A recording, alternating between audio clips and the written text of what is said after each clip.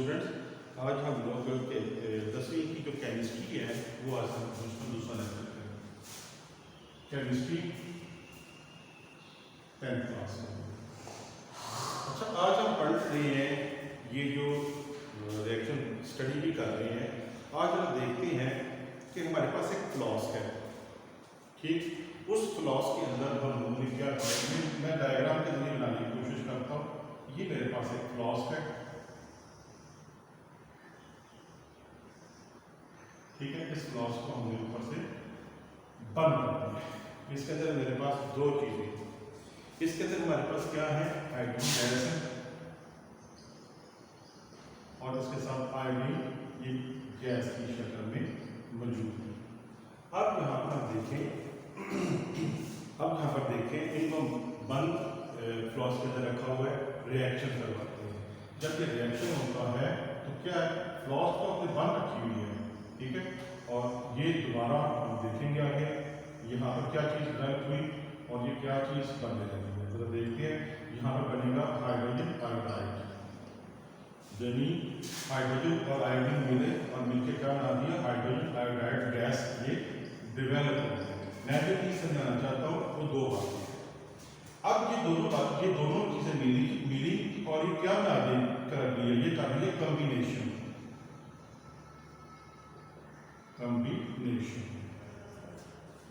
ठीक है। कंबाइन कर रही है, ठीक है, कंबाइन कर रही है। ये दो मॉलिक्यूल्स हैं, इन दोनों मॉलिक्यूल को मिले सिस्टम क्लोज है। सिस्टम क्लोज के अंदर हाइड्रोजन और आयोडीन मिल रहे हैं, मिलके क्या बना देते हैं, हाइड्रोजन आयोडाइड गैस बना रहे हैं और फॉरवर्ड रिएक्शन है। ये कौन सा है, फॉरवर्ड रिएक्शन। ये फॉरवर्ड रिएक्शन है, ये फॉरवर्ड रिएक्शन है। यानी फॉरवर्ड रिएक्शन वो होता है जो दो चीजें मिल रही है, मिलकर फॉरवर्ड की तरफ, आगे की तरफ ये चीज जा सकती है। अब हमारे पास प्रोडक्ट तो हासिल हो गया, हाइड्रोजन आयोडाइड का। अब ये दोबारा ये जो बना हुआ है ये डिकम्पोज हो जाएगा और यहाँ पर हम ये लिखेंगे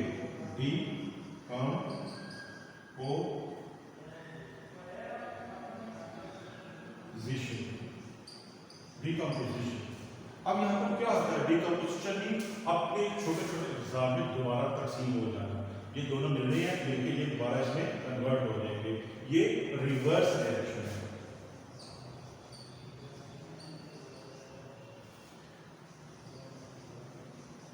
ये रिवर्स रिएक्शन है, यानी फॉरवर्ड रिएक्शन में ये मिलते हैं और मिलकर ये बना दिया। रिवर्स रिएक्शन में ये जो प्रोडक्ट मिला था, प्रोडक्ट जो सा है अपने रिएक्टेंट में कन्वर्ट हो जाता है। इसलिए दो वे बता रहे हैं, दो वे के जरिए इसको उन्होंने समझाने की कोशिश की है। इसी प्रोसेस को हम एक दूसरे मेथड से समझने की कोशिश करेंगे। हम जानते हैं कि हमारे पास कैल्शियम कार्बोनेट है, कैल्शियम कार्बोनेट CaCO3। ये इसको जब हम लोग हीट करते हैं, जब हीट करेंगे तो ये किसमें कन्वर्ट हो जाता है, कैल्शियम ऑक्साइड और कार्बन डाइऑक्साइड गैस में ये चेंज हो जाता है। अगर हम इसको प्रोसेस को करते हैं, एक फ्लास्क लेते हैं, ठीक है। ये हमारे पास एक फ्लास्क है, ठीक है। इस फ्लास्क के अंदर हमने ये रिएक्शन किया, कैल्शियम कार्बोनेट को क्या किया, हीट अप कर दिया।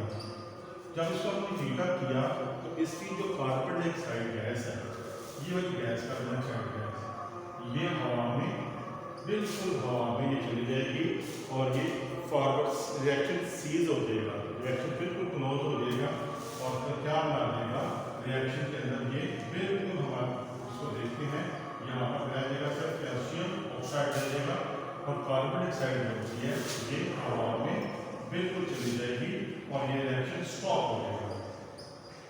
ये रिएक्शन स्टॉप हो जाएगा और ये चीज नहीं चलेगी। लेकिन अगर इसी रिएक्शन को हम लोग करते क्या है कि ये जो फ्लास्क हमने जो ली, इस फ्लास्क को हम लोग बंद कर देते हैं। ऊपर से इसको क्या किया जी, ये हमने इसको क्या बंद कर दिया और यहाँ पर कैल्शियम कार्बोनेट को क्या किया कि हीट अप कर दिया। हीट अप करेंगे तो कार्बन डाइऑक्साइड बाहर नहीं जाएगी, कार्बन डाइऑक्साइड यहाँ पर ही इस फ्लास्क में मौजूद रहेगी। इस फ्लास्क में जब मौजूद रहेगी तो क्या होगा, इसका ये होगा कि ये फॉरवर्ड भी होगा यानी हम लोग देखते हैं और रिवर्स भी हो जाएगा। कैसे? अगली जो डायग्राम है उसमें वो चीज सामने आ जाएगी कि ये जो हमारे पास ये जो प्रोडक्ट बना, इस प्रोडक्ट में carbon calcium oxide plus carbon dioxide है कि फॉरवर्ड रिएक्शन में ये हो रहा है, रिवर्स रिएक्शन में ये बन रहा है। और यहाँ पर देखें तो हम लोग नोट कर सकते हैं, क्या नोट करते हैं मेरे बच्चों? Rate of forward reaction take place at the rate of reverse reaction, यानी जिस स्पीड के साथ फॉरवर्ड रिएक्शन हो रहा है उसी स्पीड के साथ रिवर्स रिएक्शन होगा।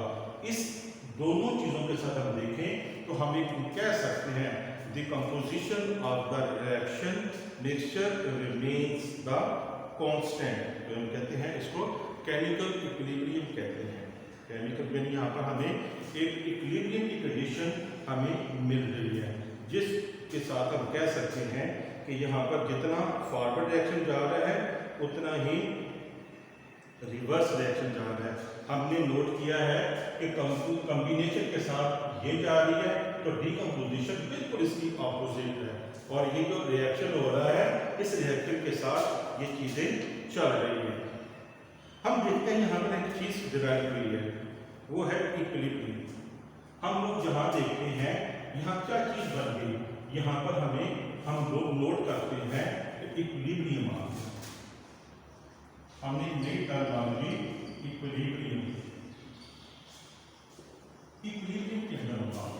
अब इक्विलिब्रियम जोन से है हम लोग देखते, इक्विलिब्रियम जोन सा है वो दो तरह के है। अगर हम लोग देखते हैं इक्विलिब्रियम की जो पॉसिबिलिटीज है वो दो तरह की है, एक स्टैटिक है और दूसरा है डायनामिक इक्विलिब्रियम। अब स्टैटिक इक्विलिब्रियम में क्या है, जिसके अंदर रिएक्शन जोन सा सीज टू प्रोसीड, यानी अगर जो रिएक्शन है वो आगे नहीं जाता, यानी हम लोग ये नोट कर चुके हुए हैं कि रिएक्शन जो सीज हो जाए, बंद हो जाए, वो जो रिएक्शन होगा वो रिएक्शन क्या कहलाता है? वो रिएक्शन कहलाता है स्टैटिक रिएक्शन, स्टैटिक इक्विलिब्रियम। हम लोग देखिए तो जो इक्विलिब्रियम है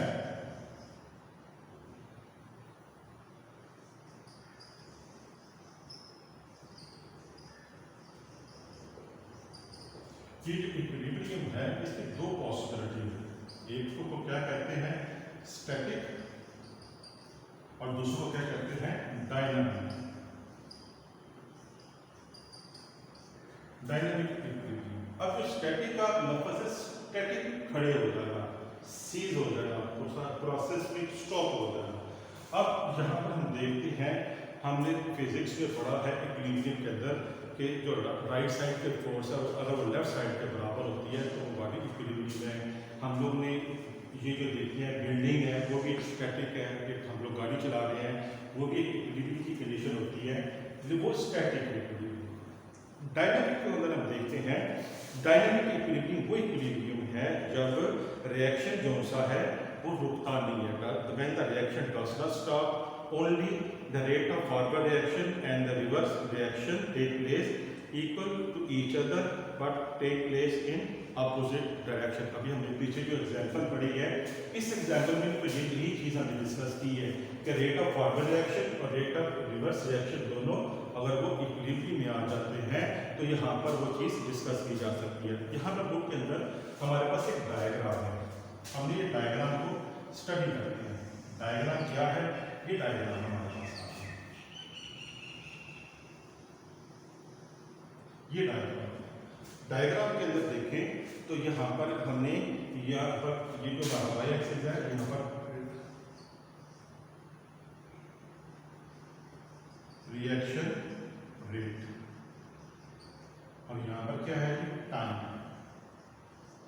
अब देखेंगे हम गौर करते हैं शुरू की जो रिएक्शन है, इसी एग्जाम्पल में ले लें या दूसरे एग्जाम्पल में देख लें तो फॉरवर्ड रेट ऑफ रिएक्शन जो होता है वो सबसे ज्यादा होता है। यानी हम देखें फॉरवर्ड ये वाला पहले ये चीज ये जो फॉरवर्ड रिएक्शन है ये हमारे पास इन्वॉल्व होता है, तो उसको क्या करेंगे फॉरवर्ड रिएक्शन डिक्रीज करेगा, ये फॉरवर्ड रिएक्शन डिक्रीज करेगा, यानी हमारे पास ये जो फॉरवर्ड रिएक्शन है वो क्या कर रहा है डिक्रीज कर रहा है।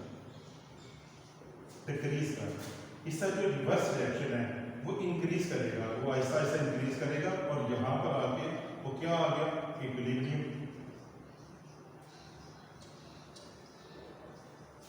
इक्विलिब्रियम आप ये देखिए ये रिवर्स रिएक्शन है, ये रिवर्स रिएक्शन है। ये रिवर्स रिएक्शन क्या करता है, इंक्रीज करता है। ये रिवर्स रिएक्शन क्या करेगा, इंक्रीज करेगा। फॉरवर्ड रिएक्शन क्या करेगा, डिक्रीज करेगा। दोनों जोन से सर्टेन पॉइंट पे आएंगे और आने के बाद यहाँ पर आके वो इक्वली, यानी यहाँ पर आके वो इक्वल हो सकते हैं। तो हम लोग यहाँ कह सकते हैं rate of forward reaction, rate of forward reaction हमेशा जब इक्विलिब्रियम होंगे इक्वल होते हैं रेट ऑफ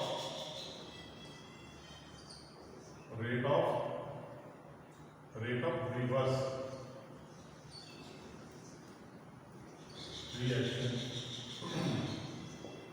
यदि रेट ऑफ फॉरवर्ड रिएक्शन और rate of reverse reaction equilibrium में हमेशा इक्वल होते हैं। हम आगे जाके इंशाल्लाह अगले लेक्चर के अंदर देखेंगे कि इसकी प्रॉपर्टीज कौन कौन सी है। शुक्रिया साहब।